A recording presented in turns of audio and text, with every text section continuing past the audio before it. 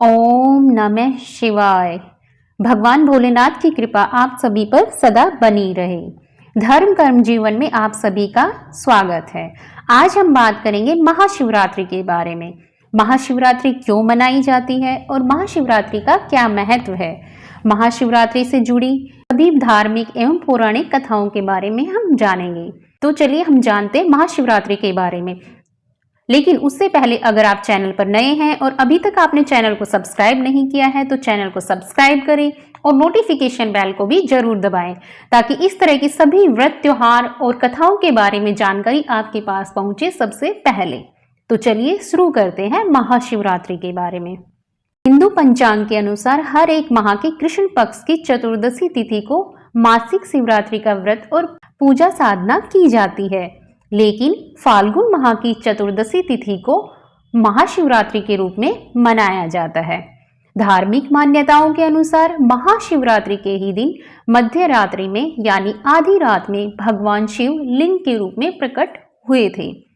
भगवान शिव की लिंग के रूप में सबसे पहले पूजा भगवान ब्रह्मा और विष्णु ने की थी।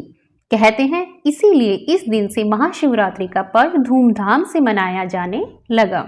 शास्त्रों के अनुसार माता लक्ष्मी, माता सरस्वती, गायत्री माता, माता सीता, माता रति और माता पार्वती ने भी अपने जीवन के उद्धार के लिए महाशिवरात्रि के व्रत का पालन किया था। इसलिए इस व्रत को करने से जीवन में सुख और शांति आती है। महाशिवरात्रि का पर्व शिव भक्तों के लिए बहुत ही महत्वपूर्ण स्थान रखता है। इस दिन मंदिरों में लोग भगवान शिव की पूजा अर्चना करने के लिए जाते हैं और शिवलिंग का जलाभिषेक करते हैं। यह पर्व भारत में ही नहीं, भारत के बाहर भी बड़े ही धूमधाम से मनाया जाता है। माना जाता है कि सृष्टि का प्रारंभ इसी दिन से हुआ था। पौराणिक कथाओं के अनुसार इस दिन सृष्टि का आरंभ अग्निलिंग, जो महादेव का विशालकाय स्वरूप है, के उदय से हुआ। ऐसा भी माना जाता है कि इस दिन भगवान शिव का विवाह देवी पार्वती के साथ हुआ था, इसलिए भी महाशिवरात्रि का पर्व मनाया जाता है। महाशिवरात्रि के दिन भगवान शिव व माता पार्वती की पूजा होती है और इस दौरान व्रत भी रखा जाता है। साल में होने वाली 12 शिवरात्रियों में महाशिवरात्रि को सबसे महत्वपूर्ण माना जाता है। भारत सहित पूरी दुनिया में विशेषकर हिंदू समुदाय में महाशिवरात्रि का पावन पर्व बहुत ही उत्साह के साथ मनाया जाता है। कश्मीर शैव मत में इस त्योहार को हर रात्रि और बोलचाल में हेरात या हेरत भी कहा जाता है। अब हम जान लेते हैं महाशिवरात्रि से जुड़ी अलग अलग कथाओं के बारे में। महाशिवरात्रि को लेकर प्रचलित एक कथा के अनुसार इस दिन भगवान शिव ने रात्रि में तांडव नृत्य किया था, जिसे सृजन और विनाश की अभिव्यक्ति के रूप में देखा जाता है। महाशिवरात्रि से संबंधित एक महत्वपूर्ण कथा है समुद्र मंथन से जुड़ी हुई। तो चलिए सुनते हैं पहले उस कथा के बारे में। समुद्र मंथन के दौरान अमृत के साथ साथ हलाहल नामक विष भी उत्पन्न हुआ था। अमृत का पान तो भगवान विष्णु ने सभी देवताओं को कराया था, लेकिन इतनी शक्ति ब्रह्मांड में किसी में नहीं थी कि वो हलाहल विष को सहन कर सके। हलाहल विष में ब्रह्मांड को नष्ट करने की क्षमता थी और इसे केवल भगवान शिव ही नष्ट कर सकते थे। भगवान शिव ने हलाहल विष को अपने कंठ में धारण किया। यह विष इतना शक्तिशाली था कि भगवान शिव अत्यधिक दर्द से पीड़ित हो उठे थे और उनका गला नीला हो गया था। इसी कारण से भगवान शिव को नीलकंठ भी कहा जाता है। इस विष के उपचार के लिए चिकित्सकों ने देवताओं को भगवान शिव को रात भर जगाए रहने की सलाह दी थी। इसलिए भगवान शिव के चिंतन में एक सतर्कता रखी गई। भगवान शिव को आनंदित करने और जगाए रखने के लिए देवताओं ने अलग अलग नृत्य और संगीत बजाए। जैसे ही सुबह हुई, उनकी भक्ति से प्रसन्न होकर भगवान शिव ने उन सभी को आशीर्वाद दिया। ऐसा माना जाता है कि शिवरात्रि उसी घटना का एक उत्सव है जिससे शिव ने दुनिया को बचाया था। तब से इस दिन भक्त उपवास रखते हैं और महाशिवरात्रि का पर्व मनाते हैं। एक अन्य पौराणिक कथा के अनुसार फाल्गुन माह के कृष्ण पक्ष की चतुर्दशी तिथि पर भगवान शिव सबसे पहले शिवलिंग के स्वरूप में प्रकट हुए थे। इसी कारण से इस तिथि को भगवान शिव के ज्योतिर्लिंग के प्राकट्य पर्व के रूप में हर वर्ष शिवरात्रि के रूप में मनाया जाता है। शिव पुराण के अनुसार शिवजी के निराकार स्वरूप का प्रतीक लिंग शिवरात्रि की पावन तिथि की महानिशा में प्रकट होकर सर्वप्रथम ब्रह्मा या विष्णु के द्वारा पूजित हुआ था। वही स्कंद पुराण में कहा है कि आकाश स्वयं लिंग है, धरती उसका पीठ या आधार है और सब अनंत शून्य से पैदा हो उसी में लय होने के कारण इसे लिंग कहा जाता है। एक अन्य पौराणिक कथा के अनुसार महाशिवरात्रि पर भगवान शिव और मां पार्वती का विवाह हुआ था।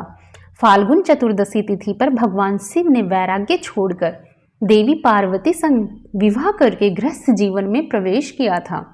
इसी वजह से हर वर्ष फाल्गुन चतुर्दशी तिथि को भगवान शिव और माता पार्वती के विवाह की खुशी में महाशिवरात्रि का त्योहार मनाया जाता है। इस दिन शिव भक्त कई स्थानों पर महाशिवरात्रि पर शिव जी की बारात भी निकालते हैं। धार्मिक मान्यताओं के अनुसार महाशिवरात्रि पर व्रत, पूजा और जलाभिषेक करने पर वैवाहिक जीवन से जुड़ी तमाम तरह की परेशानियां दूर होती है और दाम्पत्य जीवन में सुख समृद्धि आती है। इसके अलावा महाशिवरात्रि के दिन ही सभी 12 ज्योतिर्लिंग प्रकट हुए थे। इस कारण से 12 ज्योतिर्लिंग के प्रकट होने की खुशी में महाशिवरात्रि का त्योहार मनाया जाता है। एक अन्य कथा के अनुसार एक बार पार्वती जी ने भगवान शिवशंकर से पूछा, ऐसा कौन सा श्रेष्ठ तथा सरल व्रत पूजन है जिससे मृत्युलोक के प्राणी आपकी कृपा सहज ही प्राप्त कर लेते हैं। इसके उत्तर में भगवान शिव माता पार्वती को शिवरात्रि के व्रत का विधान बताकर यह कथा सुनाई। एक बार चित्रभानु नामक एक शिकारी रहता था। पशुओं की हत्या करके वह अपने परिवार का पालन पोषण करता था। उसने एक साहूकार से ऋण ले रखा था, लेकिन वह उसका ऋण समय पर नहीं चुका सका था। क्रोधित होकर साहूकार ने शिकारी को शिवमठ में बंदी बना लिया। संयोग से उस दिन शिवरात्रि थी। शिकारी ध्यानमग्न होकर शिव संबंधी धार्मिक बातें सुनता रहा। चतुर्दशी को उसने शिवरात्रि व्रत की कथा भी सुनी। संध्या होते ही साहूकार ने उसे अपने पास बुलाया और ऋण चुकाने के विषय में बात की। शिकारी ने जब अगले दिन सारा ऋण चुकाने की बात कही तो साहूकार ने उसे छोड़ दिया। अपनी दिनचर्या के अनुसार वह जंगल में शिकार के लिए निकला, लेकिन दिन भर से वह बंदी गृह में रहने के कारण भूख प्यास से व्याकुल हो उठा। शिकार करने के लिए एक तालाब के किनारे बेल वृक्ष पर उसने अपना पड़ाव डाला। बेल वृक्ष के नीचे शिवलिंग था जो कि बेलपत्रों से ढका हुआ था। शिकारी को उस शिवलिंग के बारे में पता नहीं चला।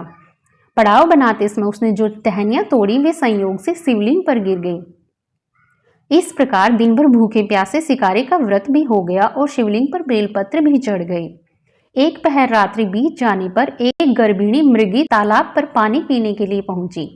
शिकारी ने धनुष पर तीर चढ़ाकर जो ही धनुष की प्रत्यंचा खींची, मृगी बोली, हे शिकारी, मैं गर्भिणी हूँ, शीघ्र ही मैं प्रसव करूंगी। तुम एक साथ 2 जीवों की हत्या करोगे जो कि ठीक नहीं है।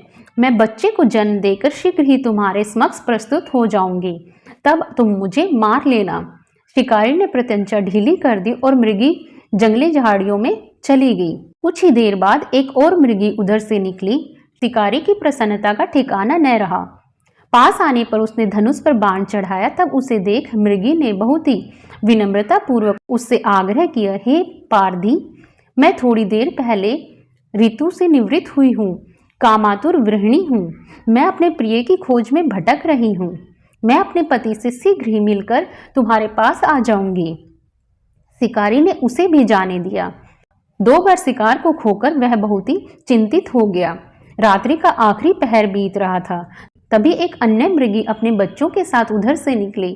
शिकारी के लिए यह बहुत ही स्वर्णिम अवसर था। उसने धनुष पर तीर चढ़ाने में बिल्कुल भी देर नहीं की।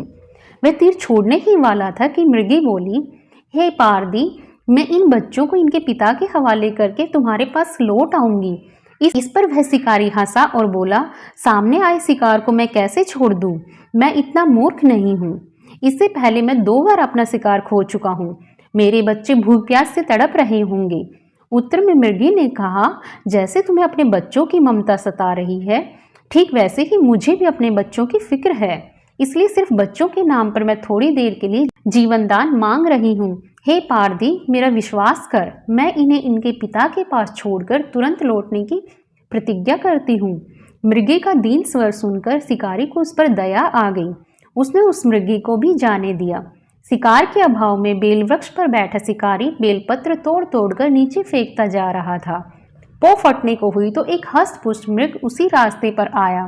शिकारी ने सोच लिया कि इसका शिकार वह जरूर करेगा। शिकारी के धनुष की तनी हुई प्रत्यंचा देखकर मृग बहुत विनम्र स्वर में बोला, हे पारदी भाई, यदि तुमने मुझसे पूर्व आने वाली 3 मृगियों तथा छोटे छोटे बच्चों को मार डाला है तो मुझे भी मारने में बिल्कुल भी देर न करो, ताकि मुझे उनके वियोग में एक क्षण भी दुख न सहना पड़े। मैं उन मृगियों का पति हूँ।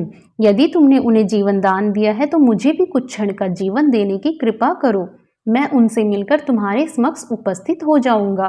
मृग की बात सुनते ही शिकारी के सामने पूरी रात का घटना चक्र घूम गया। उसने सारी कथा मृग को सुना दी। तब मृग ने कहा, मेरी तीनों पत्नियां जिस प्रकार प्रतिज्ञाबद्ध होकर गई हैं, मेरी मृत्यु से अपने धर्म का पालन नहीं कर पाएंगी। अतः जैसे तुमने उन्हें विश्वास पात्र मानकर छोड़ा है, वैसे ही मुझे भी जाने दो। मैं उन सबके साथ तुम्हारे सामने शीघ्र ही उपस्थित होता हूँ। उपवास, रात्रि जागरण और शिवलिंग पर बेलपत्र चढ़ाने से शिकारी का हिंसक हृदय बहुत ही निर्मल हो गया। उसमें भगवत भक्ति का वास हो गया था। धनुष और बाण उसके हाथ से छूटकर गिर गए। भगवान शिव की कृपा से उसका हिंसक हृदय कारुणिक भावों से भर गया। वह अपने अतीत के कर्मों को याद करके पश्चाताप की ज्वाला में जलने लगा। थोड़ी ही देर बाद वह मृग सह परिवार शिकारी के समक्ष उपस्थित हो गया और उससे कहा कि हम शिकार के लिए आ गए हैं तो वह अपना शिकार कर सके।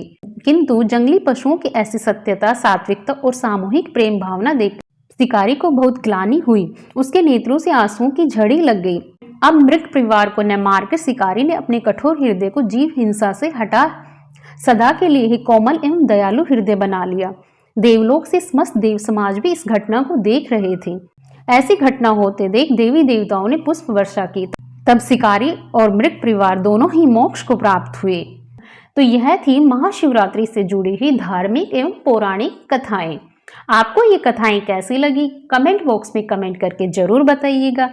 और अगर आपको वीडियो अच्छी लगी है तो वीडियो को लाइक कीजिए, शेयर कीजिए और चैनल को सब्सक्राइब करना बिल्कुल भी ना भूलिएगा। धन्यवाद।